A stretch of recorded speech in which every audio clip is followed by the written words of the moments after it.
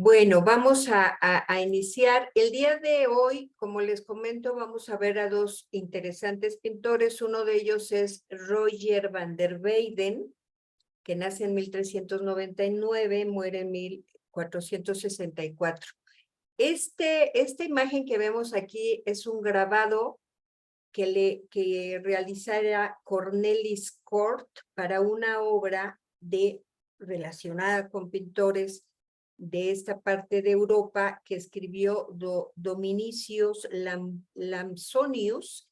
Entonces podemos tener una idea más o menos de cómo fue este artista, cuál era su rostro. Tenemos una idea.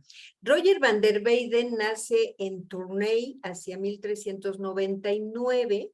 Él fue hijo de un próspero cuchillero que se llamaba Henry de la Pasture y de Agnès de Guatrelos. Hacia 1427 contrae matrimonio con Elizabeth Goffard, con quien tuvo al menos 4 hijos. Es interesante porque él ya era pintor para entonces, en 1427, pero resulta que, desde 1423, entre los oficios se había establecido la norma de que cualquiera que quisiera obtener su maestría franca en una ciudad debía pasar por un aprendizaje de 4 años junto a un maestro. Entonces, van der Weyden entra al taller de Robert Campin durante 4 años para obtener el título de maestro, porque de otra manera, pues no iba a tener como grandes pedidos, y entonces para tener ese título, ya a edad adulta, entra 4 años al taller de Robert Campin. En 1436 es nombrado pintor de la ciudad de Bruselas, en la que va a residir hasta su muerte, con una pequeña interrupción que hubo hacia 1450, en donde hace un viaje a Roma con motivo del Año Santo proclamado por el Papa Nicolás V. Roger van der Weyden se convirtió en un ciudadano rico, honrado, es admitido con su esposa en la cofradía de San Jacob, a la que pertenecía la élite local, inclusive el propio duque Felipe el Bueno, era parte de esta cofradía.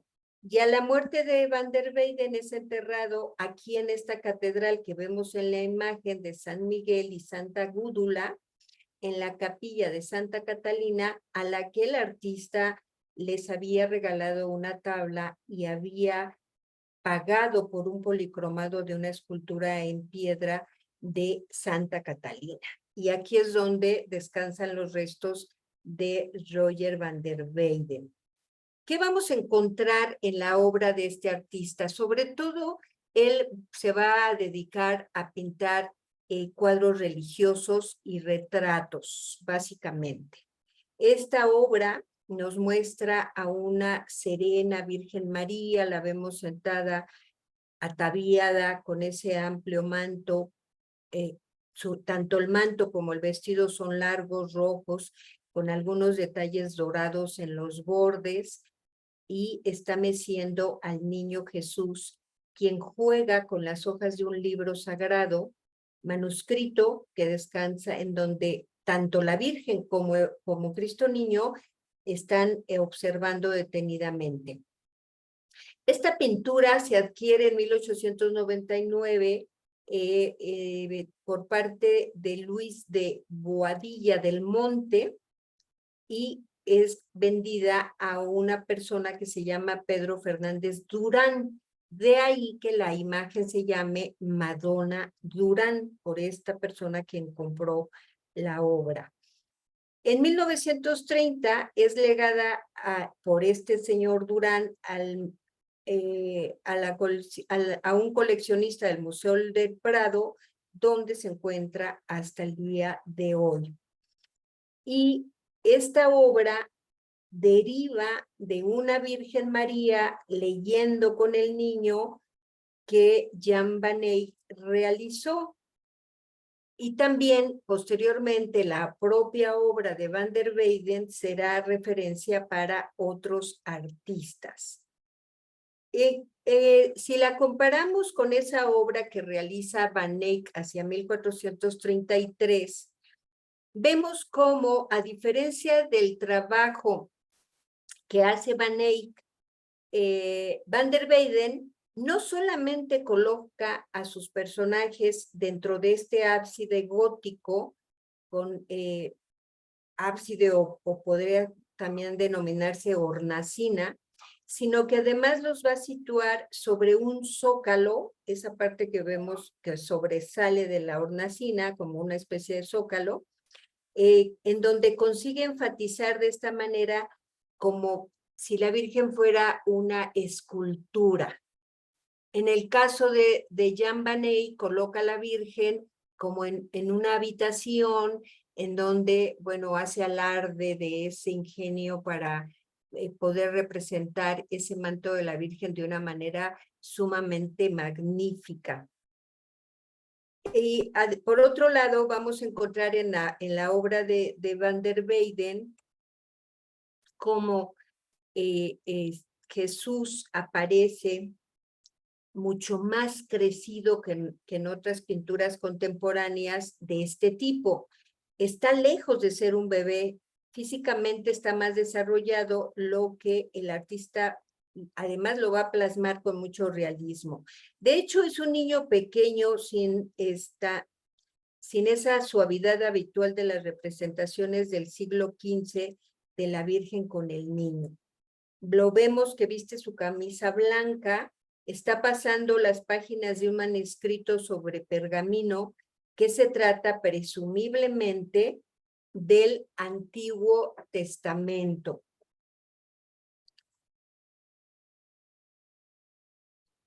Investigaciones más recientes, como la que hace el historiador de arte Alfred Acres, que considera que ese libro justamente es fundamental para comprender esta pintura. Resalta esa perfección, esa perfecta centralidad en la tabla, el foco de atención a ambas figuras que lo sujetan con la mano y lo miran fijamente. A la vez que Jesús parece que está pasando las páginas del final hacia el inicio. Acres sugiere que el niño pasa página hacia el Génesis, en donde se describe la caída del hombre, citando otros trabajos donde Van der Weyden articula de forma similar este tema de la redención, como la Madonna de pie que se encuentra en el Museo de Historia de Arte de Viena, donde la Virgen está flanqueada justamente por las figuras de Adán y Eva. Hemos comentado ya, comentamos la clase pasada, cómo estos pintores flamencos son muy dados a la simbología. Y en esta imagen podemos encontrar efectivamente la Virgen flanqueada por Adán y Eva. Es curioso, por ejemplo, a Eva la representa en el árbol con esa figura de la serpiente tentándola a que tome el fruto prohibido. Y en la parte donde se encuentra Adán, también se encuentra ese arcángel que a petición de Dios Padre, que está en la parte superior de la imagen, van a ser expulsados del paraíso. Generalmente estos artistas flamencos, estos artistas primitivos flamencos van a tener ese tipo de simbología. En el caso de la Madonna Durán, que es la que vemos del lado derecho, justamente también se refiere este historiador a que el niño está tratando de encontrar esos pasajes bíblicos que hacen referencia a a la caída de Adán y Eva, porque justamente la llegada de Jesús es como esa salvación que va a tener el humano para su salvación. Encontramos debajo de la túnica de la Virgen, que lleva otra prenda de terciopelo morado y oro, está ribeteada de piel blanca. El manto semicircular es del mismo tejido rojo que la túnica y se adorna con ese ribete bordado con hilo de oro y perlas de una manera sumamente exquisita. Ya vimos que estos primitivos flamencos tienen mucha atención a este tipo de detalles. Lo encontramos en obras de Jan van Eyck la semana pasada y vemos que Van der Weyden sigue esta tradición y generalmente los pintores flamencos van a ser muy cuidadosos en toda la representación de los atuendos de sus personajes. En la esquina inferior también encontramos, lo vemos también en esta imagen que les he ampliado, donde se ven los pies de la Virgen en esos zapatitos negros, ahí los podemos encontrar. Y en la parte superior de la imagen encontramos un pequeño ángel con una vestimenta gris oscura que está flotando sobre la cabeza de la Virgen, sosteniendo una corona con perlas incrustadas como símbolo de su rol de reina de los cielos.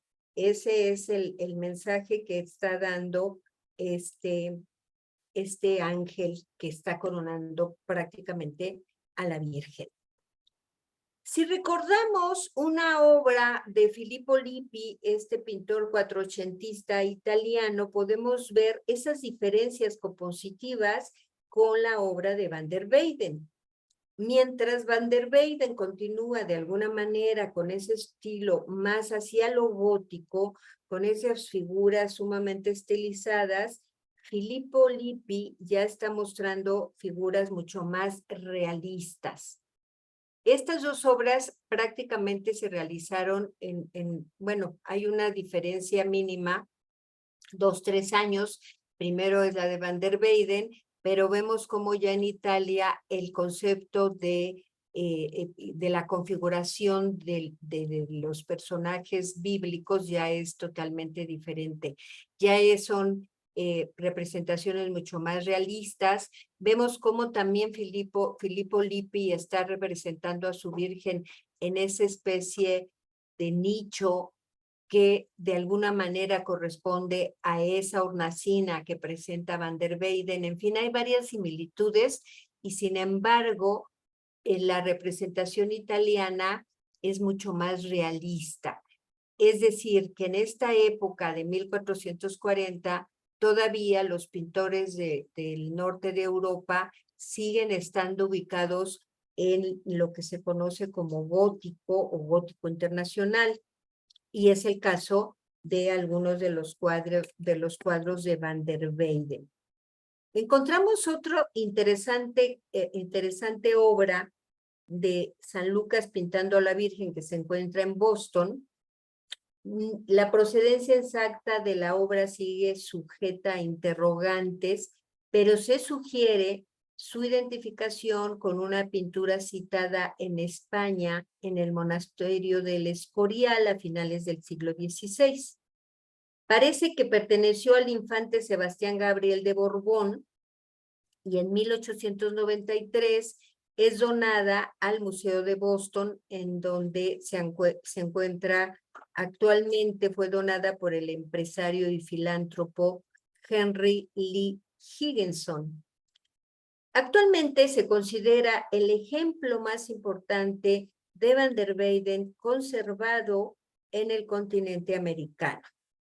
Y el tema que está representando el artista lo toma de la Leyenda Dorada, este libro del cual hemos hablado en varias ocasiones, de Jacopo de la Vorágine, en donde se narra que la Virgen se apareció varias veces a San Lucas y entonces él tuvo oportunidad de pintar un retrato.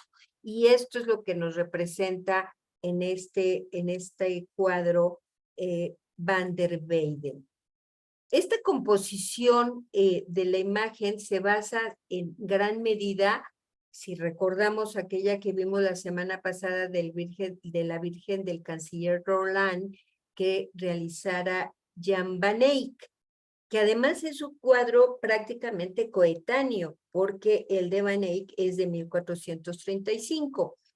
Las dos figuras en primer plano, detrás una galería en la que se ven otras dos figuras a la mitad que están mirando al río que transcurre hasta el horizonte, y a un lado se ve una ciudad típicamente gótica.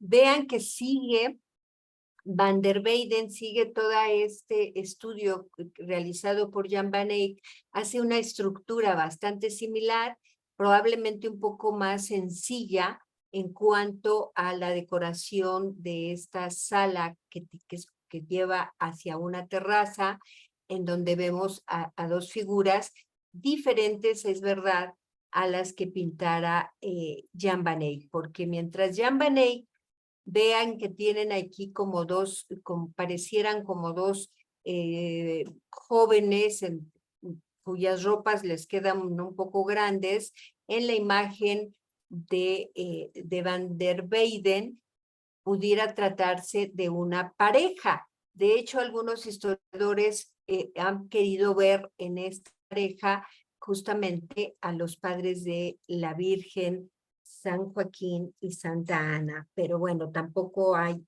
un documento que acredite esta iconografía. Si nos acercamos un poco a eso que está pintando San Lucas, vean que realmente en ese pequeño papelito pinta el rostro de la Virgen, por un lado. Por otro lado, vemos el rostro de San Lucas, que ya también hemos comentado cómo estos primitivos flamencos tienen gran cuidado en pintar todas esas líneas de expresión, hacen rostros de una manera bastante realista que siempre llama la atención. Una de las más importantes obras que realiza Jan van Eyck es esta de El descendimiento de la cruz, la cual pintó para la capilla de Nuestra Señora Extramuros de Lovaina, que fue fundada en el siglo XIV por el gremio de ballesteros. La obra se vendió en 1798 y tiempo después fue demolida la iglesia. Y la ocupación de los fundadores va a quedar indicada por esas dos pequeñas ballestas que encontramos en las esquinas de la parte superior de la tabla. Esta obra se compró a la capilla lovaniense por parte de María de Hungría. La compró en 1549 y la colgó en su capilla del Palacio de Vinche. Antes de 1564, su sobrino Felipe II ya lo tenía en la Capilla del Pardo, uno de los palacios madrileños, y luego fue llevado al Escorial en 1566. Ahí permaneció hasta que en 1939 se traslada al Museo del Prado, en donde se encuentra actualmente. Esta tabla fue parte, de hecho, la parte central de un tríptico, pero los laterales actualmente se encuentran desaparecidos.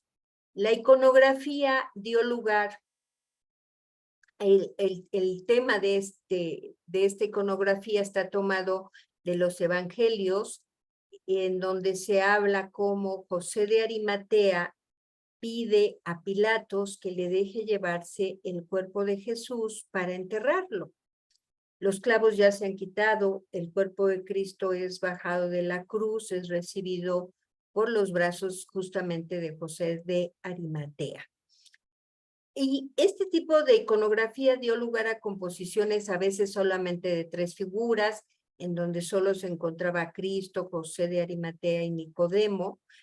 Posteriormente se añadieron personajes auxiliares, como ya podemos ver en la imagen que realiza Van der Weyden, como es el caso de la Virgen María, el apóstol Juan, el evangelista, y además presenta a otras figuras y todas están encajadas en este espacio, pareciera como una caja, en donde el fondo es liso, de color dorado, como semejando un tablero, y de este modo las figuras parecieran como si fueran esculturas policromadas. Y es que en esa época había un tipo de tablero como este que vemos de la imagen derecha, que justamente era una caja en donde se presentaban, se realizaban esculturas policromadas con alguna iconografía.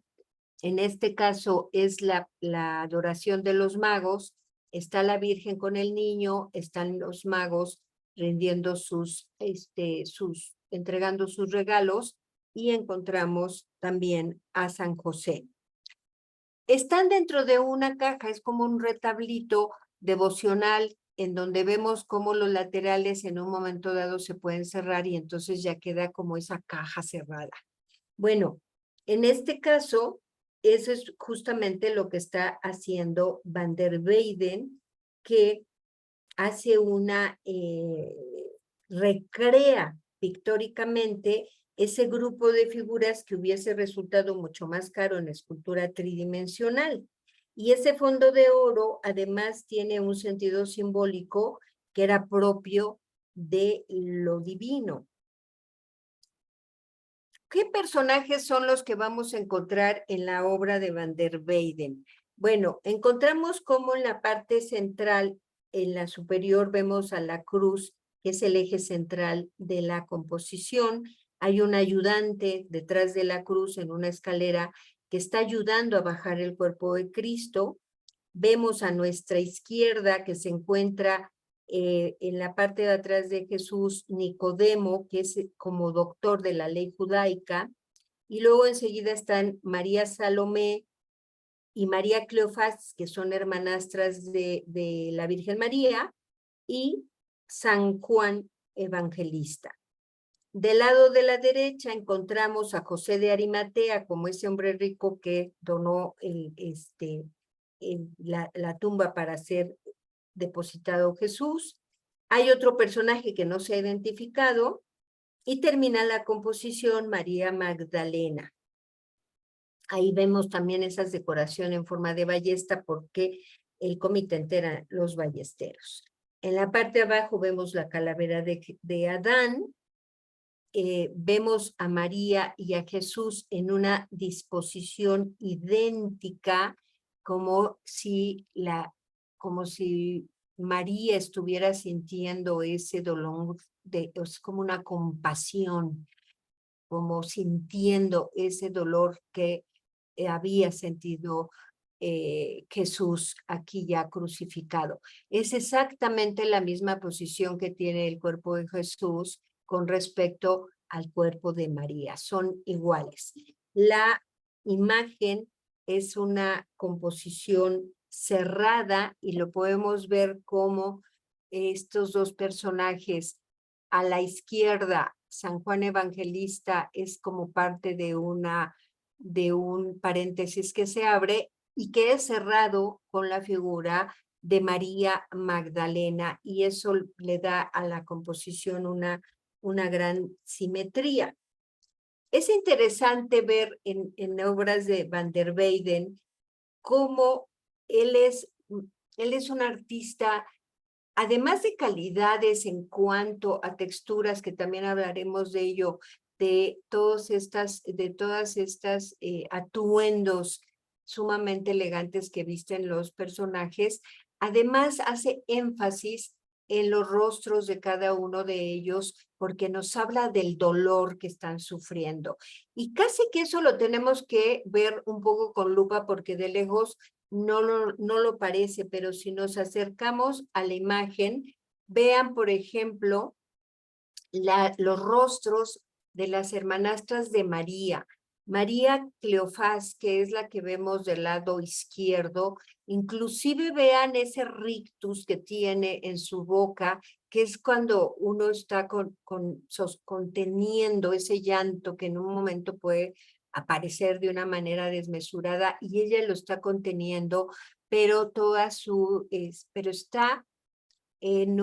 está con una cantidad de lágrimas tremendas enjugándolas con ese paño blanco que está sosteniendo con su mano. Lo mismo sucede con la otra hermanastra, mucho más contenida, mucho más tranquila, pero que también se nota ese sufrimiento.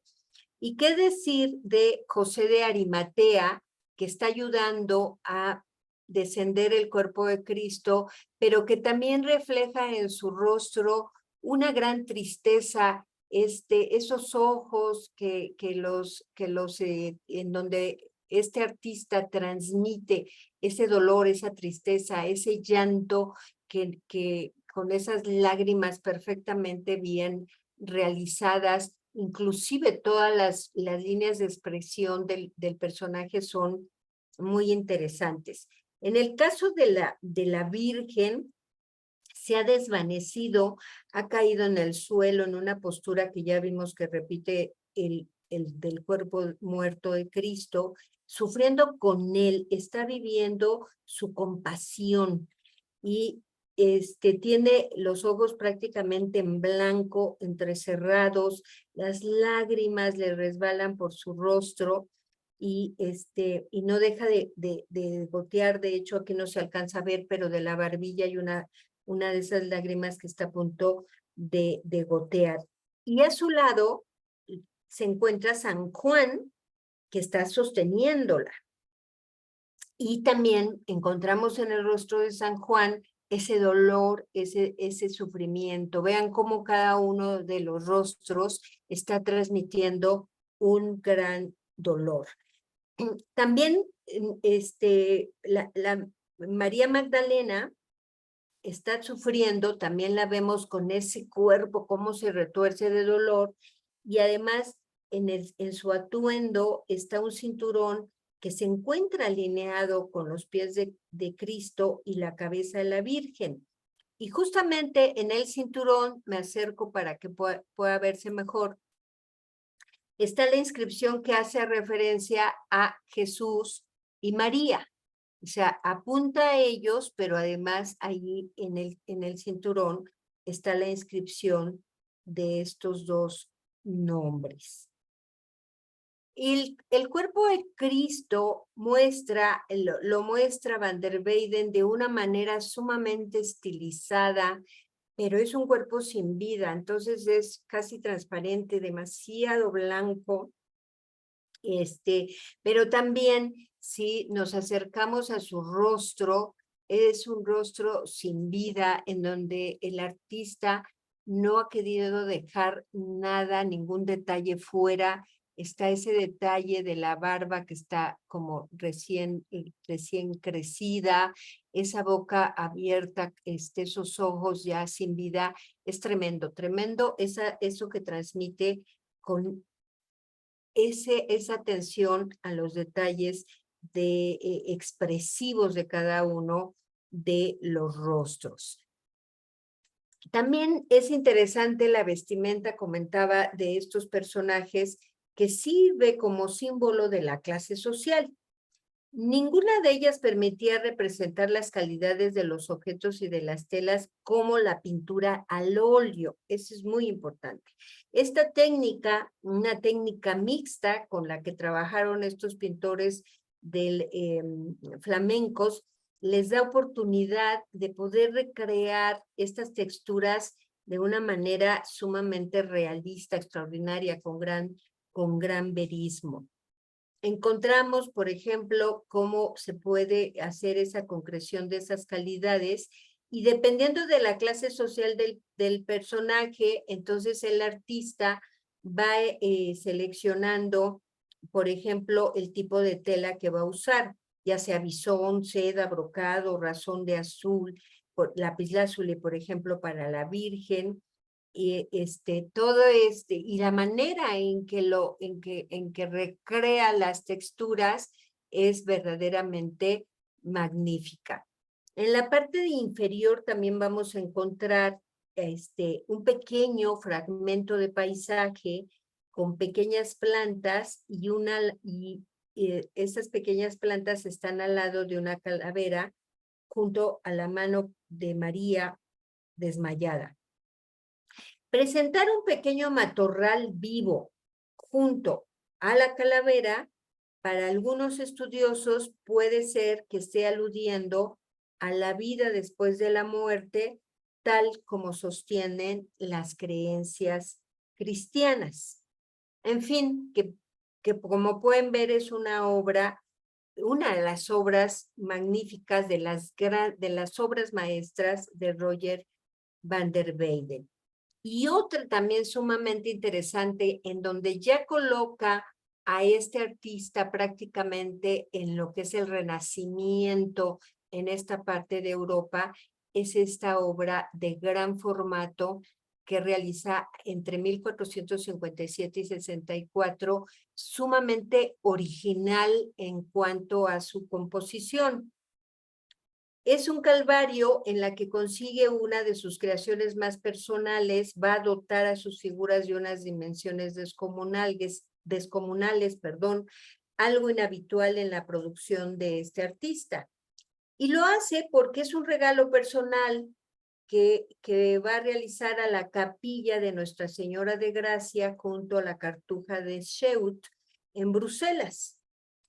La obra se encuentra en el Real Monasterio del Escorial, pero entre 2011 y 2015 se sometió a una meticulosa y extraordinaria restauración, tanto de la capa pictórica como del soporte de madera de roble de Báltico en los talleres del Museo del Prado. La restauración estuvo a cargo de José de la Fuente y Loreto Arranz. Y esta intervención desveló cómo la obra se conservaba muy bien en su capa pictórica, inclusive mejor de lo que esperaban, pero había varios retoques, había capas de barnices oscurecidos que de alguna manera habían enmascarado hasta el punto de que se dudaba de la autoría de Van der Weyden. Y después de realizar ya la limpieza, la restauración, le regresan la frescura a la obra, encuentran los estudiosos como por varios detalles, no hay duda de que se trata de una obra de Roger van der Weyden.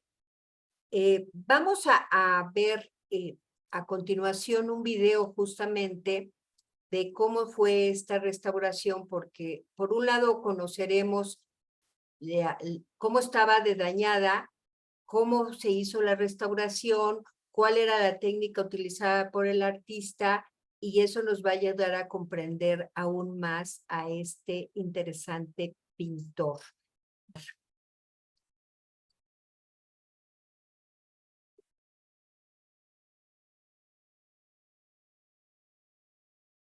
Bueno, vamos a entrar a una obra sumamente interesante que realiza van der Weyden. Hacia 1443 se funda en la pequeña villa borgoñona de Baune un hospital que venía a constituir una ciudad dentro de la ciudad, dada la cantidad de dependencias hospitalarias que se organizaron en torno a este patio central. Los fundadores fueron Nicolas Roland, canciller de los duques de Borgoña, ese personaje que vimos que pintó Jan van Eyck, y su esposa, Guillaume de Salins, que fue su tercera esposa, y que para su subsistencia también hicieron donación de provechosos viñedos en terrenos circundantes, y los ingresos por la venta de vinos se mantienen hasta nuestros días para atender de forma gratuita a los enfermos de Baun. En origen, los pobres de la ciudad. Aquí vemos parte de esa construcción de los hospitales. Vean, es uno de los edificios góticos del siglo XV más bellos de Europa. De hecho, sorprende al visitante cuando lo visita porque tiene una modesta puerta con un deslumbrante patio y que recorriendo toda esta imagen podemos ver las buhardillas, por ejemplo, todo ese llamativo ornato polícromo que hay en las tejas barnizadas, que configura un entramado de formas romboidales a 4 colores con profusión de pináculos en los vértices. Es un ejemplo de lo que es una construcción gótica, digamos que un gótico, pero en las afueras de las grandes ciudades, ¿no? Un gótico campirano, podríamos decirlo de alguna manera. Y justamente el canciller Roland le le encarga a Roger van der Weyden este juicio final, esta obra que la verdad es que se me hizo mala onda de Nicolás Roland, porque fíjense que la concibió para que fuera vista por los enfermos desde el lecho en donde estaban enfermos. Pues a quién se le ocurre poner un juicio final, como que no era muy grato, yo digo yo. Bueno, pero eso es lo que hizo. Ahorita veremos esa sala donde se encontraba inicialmente esta obra. Después fue removida durante la Revolución Francesa porque fue retirado de la sala que ocupaba, aunque nunca salió del edificio. Se sigue conservando ahí en la otra parte que actualmente es un museo. ¿Qué es lo que encontramos en este juicio final? Está en la parte central, para empezar, está realizado con tableros. El tablero principal es el central, en donde encontramos la figura de Jesús. Está sentado como en una especie de arco iris. Sus pies los tiene apoyados en una especie en un globo, en una esfera, y abajo de esa esfera encontramos al arcángel Miguel, que tiene una balanza en donde va a medir las obras de la gente que vive y aún de los muertos que están saliendo de sus tumbas al juicio final. El arcángel Gabriel está custodiado por estos ángeles que están tocando las trompetas y que se aluden en el libro del Apocalipsis. A los lados de esta imagen hay otros 2 tableros, los siguientes 2 tableros, en donde, presididos por la Virgen y por Juan Evangelista, encontramos a varios santos de la corte celestial ya en este momento, santas y santos, algunos apóstoles, algunas santas, algunos obispos, etc. En la parte de arriba, a los lados de Jesús, encontramos también unos ángeles que tienen los elementos de la pasión de Cristo. Encontramos, por ejemplo, la columna en donde fue flagelado, luego la cruz donde fue crucificado, la corona de espinas, la lanza con la que lo lastimaron, la esponja que le dieron con vinagre. Todos esos elementos están ahí sostenidos por los ángeles al lado de Jesús. Y los últimos tableros, bueno, si los muertos, después de estar en la balanza de San Miguel Arcángel, han hecho obras buenas, pues se van a ir hacia el paraíso. En el último tablero del lado izquierdo vemos a un ángel que los está recibiendo en una entrada también al estilo muy gótico, donde van a entrar al paraíso. Pero si son almas que han hecho mal, que se portaron mal en vida, entonces van a ir a dar el infierno. Este infierno es bastante tranquilito porque vamos a encontrar en esta pintura flamenca unos infiernos verdaderamente terribles. Sobre todo, pues ya llegaremos, bueno, uno pensaría que los del Bosco son los más terribles, pero no, hay otros más terribles que los del Bosco. ¿Cómo era la sala en donde se encontraba esta obra? Pues aquí la tenemos, así es como se exhibe actualmente. Todos estos lugares que vemos a los lados de esta sala, que era la sala de los pobres, bueno, son camas en donde estaban los enfermos, y en alguna de las paredes que cubren la sala, probablemente la que está en la entrada, estaba este juicio final.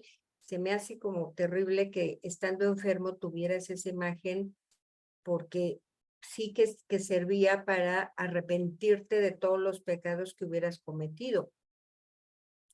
El conjunto se compone por 15 tablas pintadas de diferentes tamaños. Es la obra de mayores dimensiones que realizara Roger van der Weyden, y hoy se puede apreciar fuera de contexto porque, como les digo, la sacaron de esta sala, pero está en una contigua que se convirtió en museo y dotada de los más modernos sistemas expositivos. Aquí lo vemos abierto, pero si se cierra en un momento dado, estos grandes retablos, encontramos que cerrado el retablo, en la parte central superior encontramos una representación de la Anunciación. Del lado izquierdo Rafael Arcángel, del lado derecho la Virgen, y abajo de estas figuras encontramos a dos esculturas de dos santos.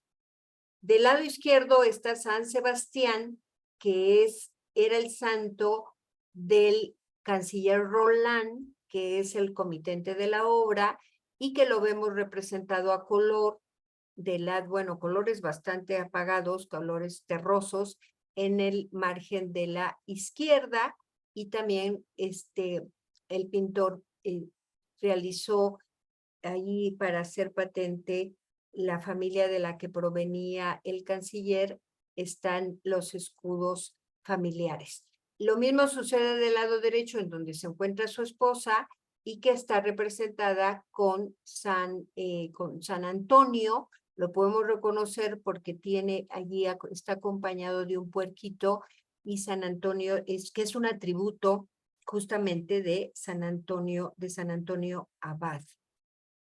Es interesante ver la manera en que este artista van der Weyden realiza estas esculturas justamente para darle ese tono escultural. Hace grisallas, las coloca como en una especie de nichos, y efectivamente tenemos la sensación de que estamos ante unas esculturas. En la parte de, una vez que se abren las puertas, pues ya encontramos este gran juicio final que realiza van der Weyden. Y finalmente, en cuanto a su pintura religiosa, encontramos este tríptico que se conoce como tríptico Braque, porque se piensa que pudo haber sido encargado por Johann Braque de Tournai, o tal vez por su esposa Catalina de Brabante, posiblemente después de la muerte repentina y prematura de su esposo Johann en 1452. Es un bellísimo tríptico en donde encontramos todas estas características de la pintura flamenca. En la parte central vemos a Cristo bendiciente, también se conoce como Pantocrátor o como Salvador Mundi, y a los lados se encuentra a su derecha la Virgen María y a su izquierda San Juan Evangelista. Vamos a ver, por ejemplo, esta imagen de uno de los laterales en donde está San Juan el Bautista, en donde podemos encontrar y apreciar ese especial cuidado que tenían los primitivos flamencos a la hora de realizar las ambientaciones de las escenas principales. Y aquí lo podemos apreciar en ese paisaje. Este paisaje de la derecha es lo que se encuentra atrás de San Juan Evangelista. Vean qué minuciosidad para recrear todo el paisaje. Y además es un paisaje que se relaciona con la imagen de San Juan Bautista, porque si nos acercamos, encontramos que justamente San Juan Bautista está bautizando a Jesús. Y por lo demás, pues es un bellísimo paisaje con un punto de vista alto, porque podemos ver una gran panorámica en este paisaje. Y también algunos detalles que encontramos en la realización tanto de la Virgen como de María Magdalena, que es la que se encuentra en el tablero en el lateral derecho, magnífico, con grandes detalles en cuanto a tanto los rostros, la piel, las expresiones, esos tocados tanto de la Virgen como de la Magdala, esas texturas de los atuendos que tienen, que están hechos con mucho realismo, con mucho cuidado, y eso lo consiguen a través de esta técnica mixta que tenían estos pintores. Hacían primero el boceto y lo pintaban con temple, y una vez que ya terminaban el temple, entonces hacían veladuras de óleo, lo que les da esta transparencia y esa luminosidad en las obras de los primitivos flamencos. Cuando se cierran estas puertas, porque también es un tríptico devocional, entonces estos laterales en donde está San Juan Bautista y la Magdala se cierran, encontramos este cráneo como un símbolo de un memento mori para el comitente.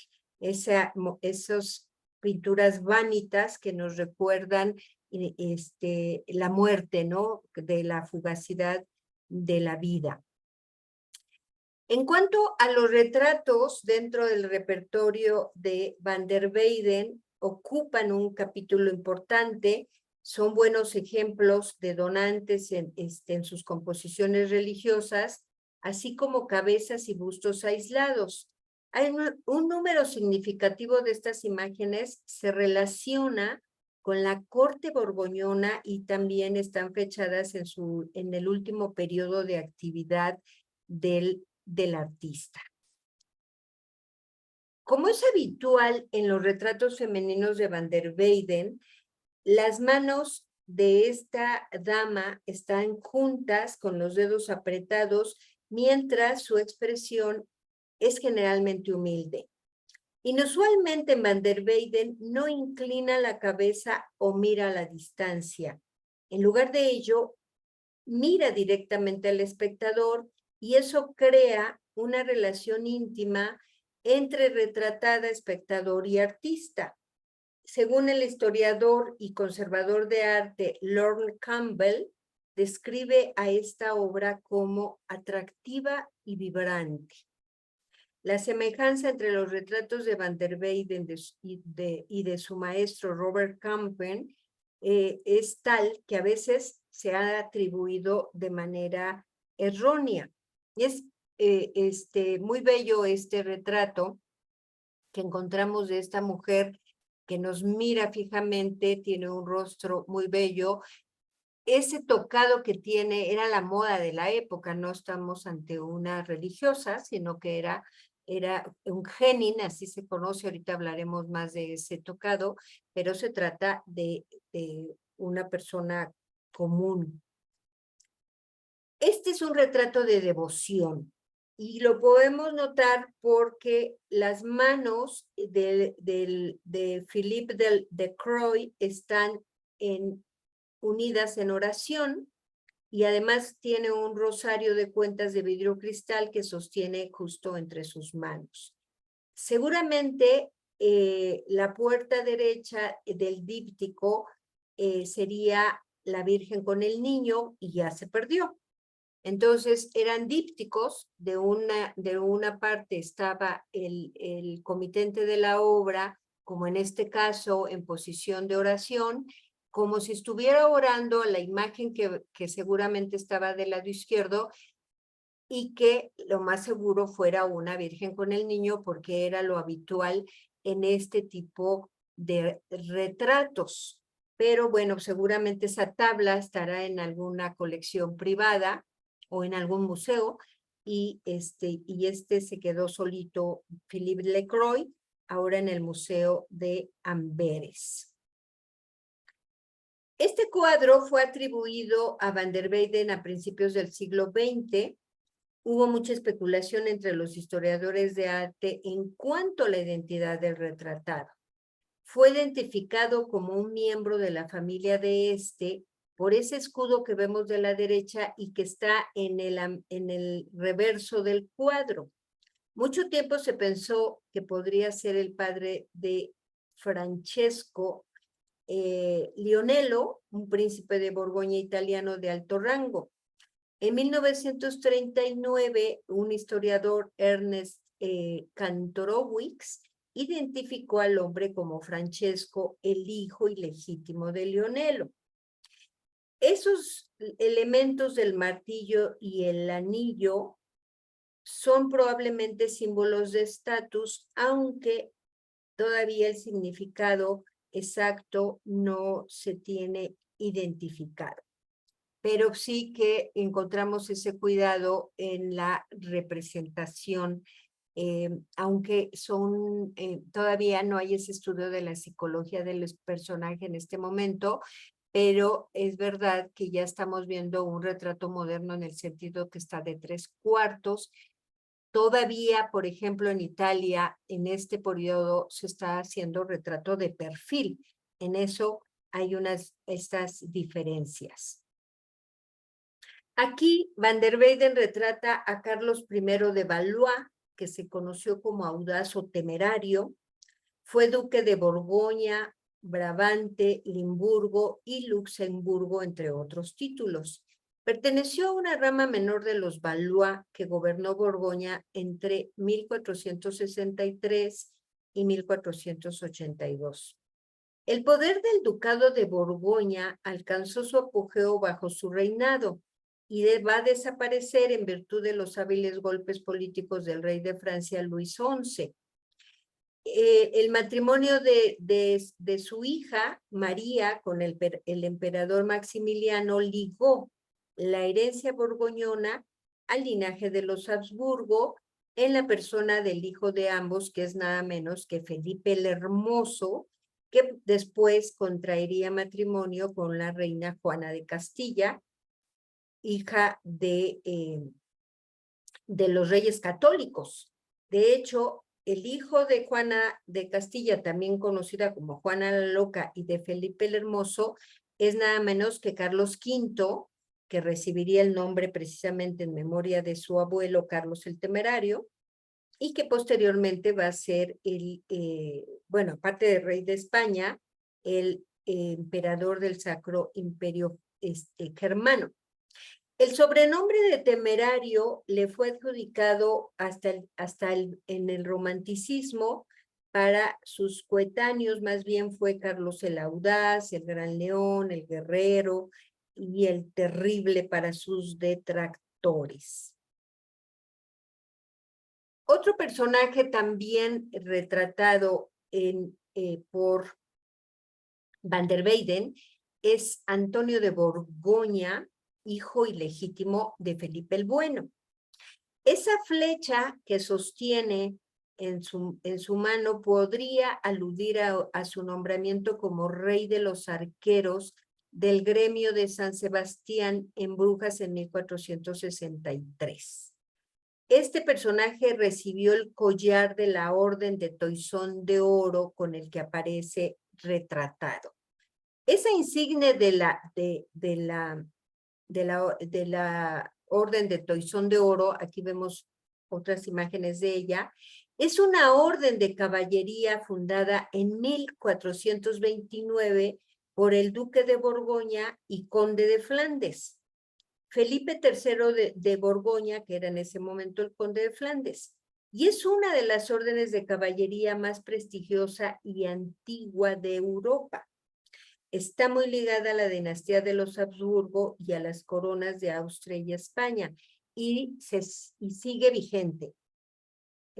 Por ejemplo, el rey de España, en algunos eventos importantes oficiales, porta esta insignia de la Orden del Toisón de Oro. Aquí vemos cómo a través de los años se ha ido cambiando un poco la decoración, pero siempre está el toisón de oro en la parte inferior de las joyas.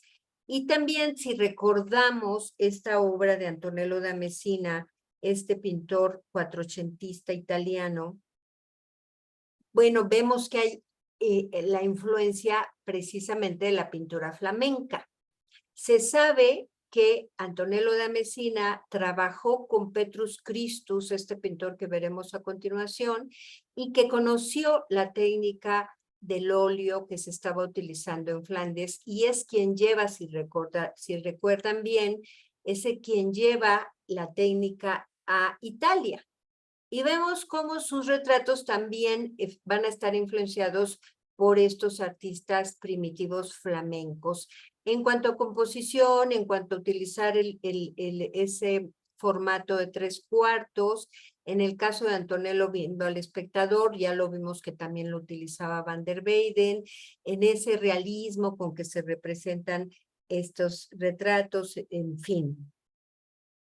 Otro retrato que va a realizar Van der Weyden es de una dama, un óleo sobre tabla que está ahí en Washington, en donde para algunos historiadores también se ha especulado sobre la identidad.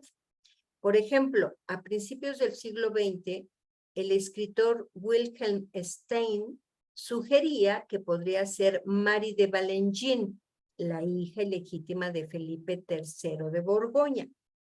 Sin embargo, no hay evidencia de ello. Debido a que sus manos se muestran como si se apoyaran en el marco de la pintura, se acepta de manera general que más que un trabajo devocional, se trata de un retrato independiente. La modelo cubre también su cabeza con un genin, este tocado femenino que tenía varias formas. Podía ser, por ejemplo, de campana, como lo tiene esta dama, pero también tenía forma de cono, como de hada. También podía ser cono truncado, que se usaba desde finales de la Baja Edad Media por esas mujeres europeas de la nobleza y desde principios del siglo XV también por las de la alta burguesía. Con esta imagen terminamos los cuadros de Roger van der Weyden y vamos a dedicarle un poquito de tiempo a este también gran pintor que fue Petrus Christus. No se sabe bien la fecha de nacimiento, está entre 1410, 1420, no hay como un documento o un acta de nacimiento con la cual podamos saber exactamente su fecha de nacimiento. Pero como se empieza a documentar a partir de 1444, entonces se considera que pudo haber nacido en estas fechas. Y también no se sabe muy bien cuándo murió, pero sí se sabe que fue antes de 1475. Petrus Christus nace en este lugar que se llama Baarle-Hertog, hacia, como les digo, 1410. Es ciudadano de Brujas, posteriormente va a adquirir la ciudadanía de Brujas, y solo 9 obras pueden ser atribuidas con certeza a este pintor. Él estuvo muy influenciado y copió la práctica de Jan van Eyck de firmar y fechar sus trabajos. Y también se le atribuyen, sin ser unánimemente aceptado, otras 20 tablas y un pequeño número de dibujos. Estos datos sugieren que su taller fue pequeño, que no trabajaba con grandes series, o sea, que trabajaba como para comitentes más, gente más sencilla, más de la aristocracia, más que de la realeza. Parece que trabajó casi siempre por encargo para la nobleza, para la burguesía, algunas autoridades eclesiásticas, y para ellos pintó obras básicas de devoción, retablos, representaciones de santos, retratos de donantes. Generalmente la obra de Christus la va a realizar en pequeño formato. Desde que llega a Brujas, Christus terminó por lo menos 2 obras de Jan van Eyck, entre ellas este San Jerónimo, que actualmente se encuentra en el Instituto de Arte de Detroit, y también una Madonna, la Madonna Rothschild, que está en la colección Frick en Nueva York. Y va a continuar la tradición de Jan van Eyck, que va a estar muy influenciado a través de copias que hace y también va a realizar algunas variaciones de su trabajo, como haciendo como un trabajo ya con un estilo más personal. Va a permanecer ahí en Brujas hasta su muerte. Vamos a encontrar en la obra de Petrus Christus una concepción unitaria del espacio a la que le condujo la simplificación de esos modelos, de todos esos estudios que hizo de la obra de Jan van Eyck, que lo van a llevar por otro lado a descubrir de forma puramente empírica, según el historiador Erwin Panofsky, la regla básica de la perspectiva lineal al construir sus composiciones con un punto de fuga único. Aquí vemos un ejemplo de lo que se trata. Esto ni Van Eyck ni Van der Weyden lo habían logrado. Esta correcta utilización de la perspectiva geométrica y la existencia de ciertos vínculos con la pintura italiana, singularmente, como les comentaba, con Antonello da Messina, hicieron suponer en el pasado un viaje a Italia, que por supuesto se hizo y que ya se encuentra documentado. Trabajaron juntos Petrus Christus y Antonello da Messina, y ahí es donde entonces este arte flamenco inspira al italiano y viceversa. Pero lo que es interesante es ver cómo a partir de Christus, entonces ya hay un estudio de forma más, de una forma más matemática de la utilización de la perspectiva. Cuando el Museo Metropolitano adquiere esta obra que vemos aquí a la derecha, me voy a regresar porque sí, esta obra en 1944, la cabeza del monje estaba coronada por ese halo de santidad, que eran símbolos extremadamente raros en la pintura primitiva flamenca. En 1994, durante la preparación para la exposición que hubo en el Museo Metropolitano, que se llamó Petrus Christus, Maestro del Renacimiento de Brujas, la autenticidad del halo fue públicamente examinada por un grupo de especialistas y concluyeron que se trataba de una adición posterior. Y entonces se aceptó mayoritariamente que el halo probablemente había sido añadido en España durante el siglo XVII, imitando una tendencia surgida en Italia, y por lo cual fue eliminado. Aquí vemos el antes y el después de esa intervención que hubo hacia finales del siglo XX para esta exposición del artista ahí en el Museo Metropolitano. Y vemos cómo igualmente una vez que las obras han sido limpiadas de barnices oxidados, etcétera, que se les quitan los repites, pues ya queda la obra tal cual como la concibió el artista, y eso es sumamente importante. Aquí vemos los datos de la obra. Vamos a encontrar que la obra de Petrus Christus es más bien de pequeña a muy pequeña, inclusive algunas son miniaturas. En el caso de esta tabla, vean que es pequeñita, mide 30 por 21 centímetros, poco más que una hoja tamaño carta. Y la obra forma parte de la colección de Jules Bach, expuesta justo allí en el Museo Metropolitano de Arte de Nueva York. Y es una de las obras firmadas y fechadas por Christus, que vemos en la parte abajo, ahí la leyenda, el nombre del pintor y el año 1446. El marco también es pintado, no es un marco de madera, es un marco que realiza que como especie de trampantojo, como si fuera una cajita, como una ventana a través de la cual vemos a este cartujo. Entonces es el marco pintado y diseñado así por el artista. Y sobre ese marco encontramos un trampantojo de una mosca pintada en la esquina inferior derecha. Los historiadores de arte están generalmente divididos entre dos interpretaciones acerca de esta mosca. La mayoría considera que es un símbolo religioso con connotaciones de pecado, corrupción, muerte, etcétera, que se utiliza para evocar tales imágenes en conexión con Belcebú, una de las representaciones de Satanás, que es el señor de las moscas. Otro historiador, Félix Turleman, lo describe como la representación autoconsciente de la destreza pictórica superior.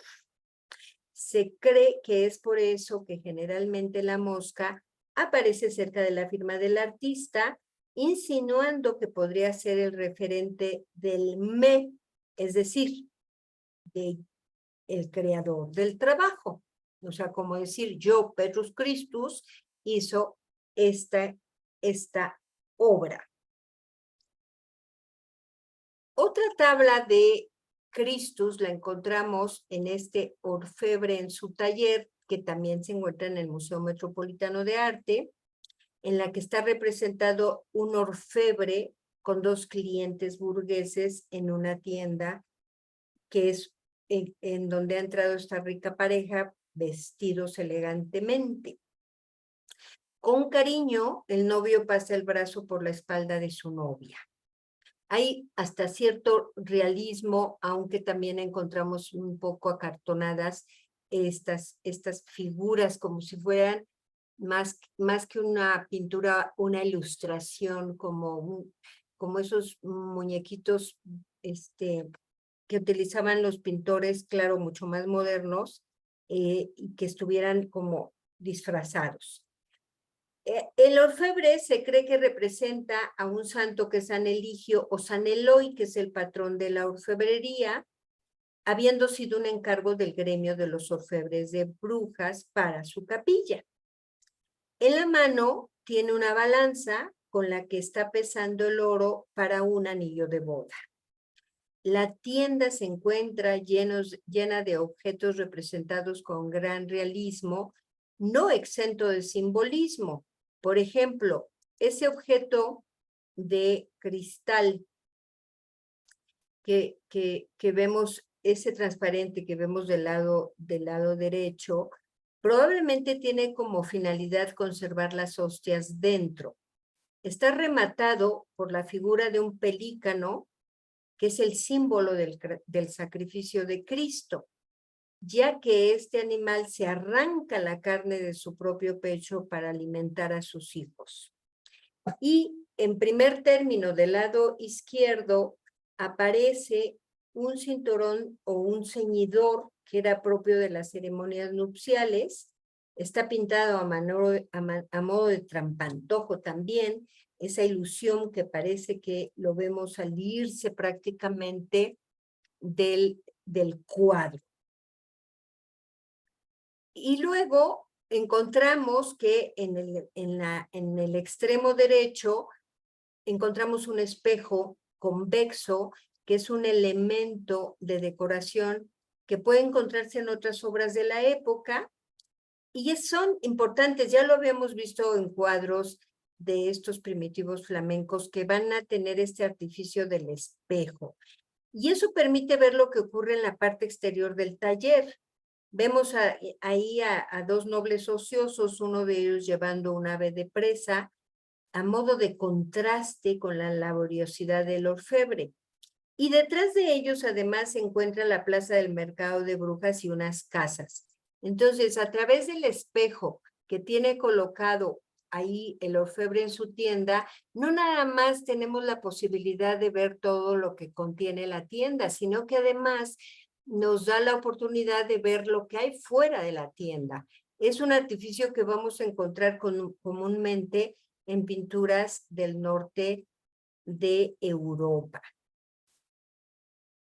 Esta tabla es en la que se representa la escena del portal de Belén con el niño Jesús en el suelo, sobre la túnica la Virgen María. Es como una, podría ser una natividad, aunque también podríamos pensar en una adoración de pastores que vienen llegando a visitar al niño Jesús. Vemos cómo San José se ha descalzado en señal de humildad. Ahorita hablaremos de esos suecos que colocó ahí a un lado. Están acompañados por 4 ángeles. Uno de ellos vestido con ricos brocados, y al fondo se ve un paisaje con colinas ondulándose hacia el horizonte con la representación de una ciudad en la que se destaca, me voy a ir para que lo puedan ver más cerca, en la parte del fondo, vean toda la ciudad, se destaca por ahí una iglesia con una enorme cúpula, y es la ciudad de Jerusalén lo que está planteando aquí el artista. Algo que llama la atención en esta construcción es que toda la imagen está enmarcada en un arco de medio punto con unas tracerías góticas preciosas. Vean, por ejemplo, cómo en la parte baja encontramos a 2 personajes que están sosteniendo las columnas, en cuya parte alta encontramos a la derecha a Eva y a la izquierda a Adán. Estas referencias simbólicas que se repiten en estas obras, que hacen también alusión al nacimiento de Jesús, porque Jesús es la buena nueva que llega a ser el Cordero de Dios que quita el pecado del mundo. ¿Cuál es el pecado del mundo? ¿Quiénes fueron los iniciadores? Precisamente Adán y Eva. Y a manera como bajorrelieves pero pintados en grisalla de una manera espectacular, vamos a encontrar algunas escenas del Antiguo Testamento, como la expulsión del paraíso, algunas otras obras que vamos a encontrar ahí de sacrificios en el Antiguo Testamento, varias escenas que nos llevan a lo que fue el Antiguo Testamento, y una manera muy interesante en que realiza estas escenas que unen el pecado original y la redención a través del sacrificio de Cristo en la cruz, que lo vamos a encontrar desde su nacimiento en la imagen representada dentro de este arco.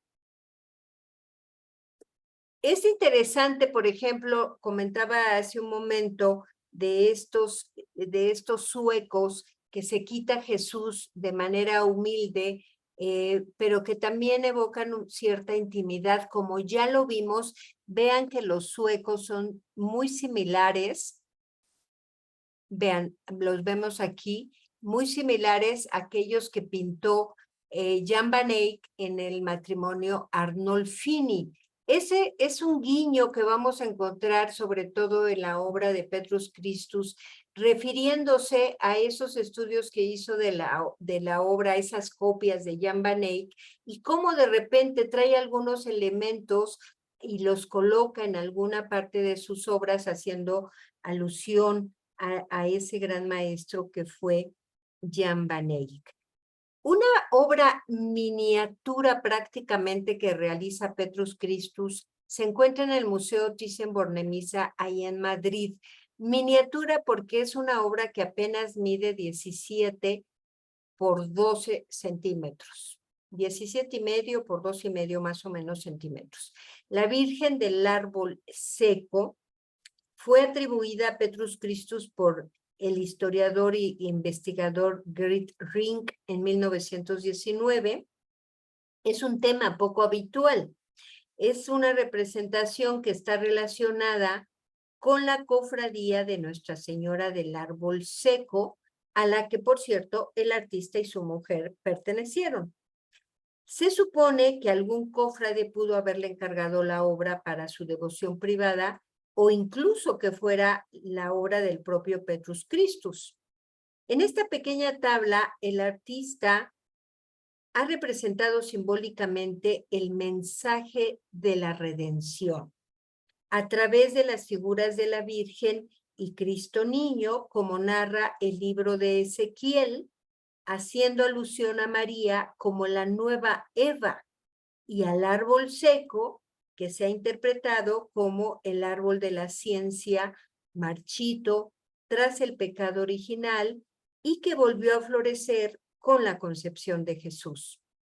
Esas 15 letras que vemos que están ahí expuestas en el árbol podrían aludir al Ave María o Ave en relación a las 150 Ave Marías que se rezan en el rosario.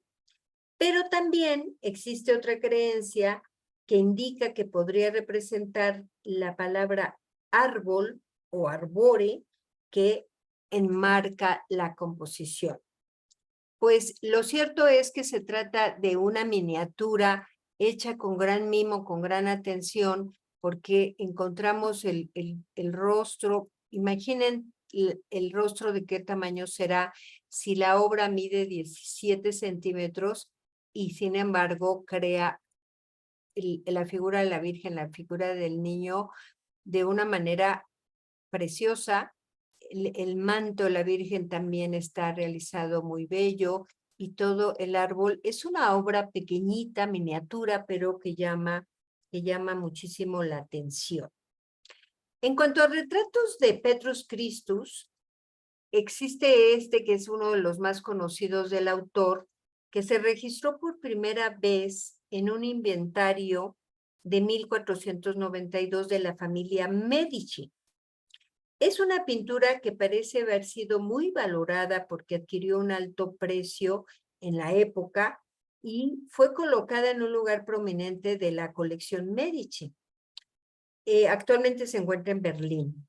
En el siglo XX, Edwin Panofsky, figura clave en la reputación de Christus como uno de los grandes maestros del norte, describió esta obra como cautivadora y cercana a la estética de los retratos franceses. Y en 1825 fue identificada como obra original de Christus al sugerir el historiador Gustav Wagen que la inscripción del marco, que actualmente se encuentra perdido, era una abreviatura de Petrus Christophori, con lo cual Wagen lo asocia con Petrus Christus, que menciona Giorgio Vasari en su edición de 1568 de Las Vidas. Es una obra considerada una de las pinturas más exquisitas del Renacimiento del norte de Europa y que tuvo gran influencia en años posteriores a su realización. Y su atractivo se explica en parte por esa expresión de la modelo, acentuada por ese ligero estrabismo, esas cejas algo torcidas. Vemos a esta joven con esa piel que parece de porcelana, sus ojos almendrados, ligeramente orientales, que sigue ese ideal gótico de rasgos alargados y que se consigue mediante la representación también de los hombros estrechos, una amplia frente con un peinado recogido. Incluso era común en la moda femenina de la época que se rasuraran la frente para todavía hacerla más espaciosa la frente, porque consideraban que eso era atractivo, hacía atractivos los rostros. Es muy común en la retratística de la época, ya los vimos, sobre todo en retratos que hiciera Jan van Eyck, y Jan van Eyck, y recordemos que Petrus Christus sigue mucho está muy influenciado por la obra de Van Eyck, hacer esos hombros estrechos que se ve como un poco inclusive desproporcionada la figura, porque se ve el hombro estrecho y una cabeza demasiado grande, pero que le da al mismo tiempo un gran atractivo al rostro. Y si nos acercamos a la figura, podemos encontrar gran detalle, por ejemplo, en las texturas, que claramente podemos identificar al terciopelo negro que cubre como tocado, que está cubierto el sombrero de la retratada, y ese detalle del adorno con algunas perlitas, algunos canutillos que tiene esta figura. Y lo mismo sucede con el collar, y encima del collar podemos distinguir apenas un velo muy transparente que está cubriendo parte de la parte de los hombros, del cuello de esta mujer, que resulta atractiva y que, claro, fue también muy atractiva en el momento, tanto que la compraron para la colección Medici en aquel momento en un precio bastante alto. Con esta imagen terminamos a estos dos pintores interesantes que vimos el día de hoy, y me gustaría conocer sus opiniones acerca de estos dos pintores.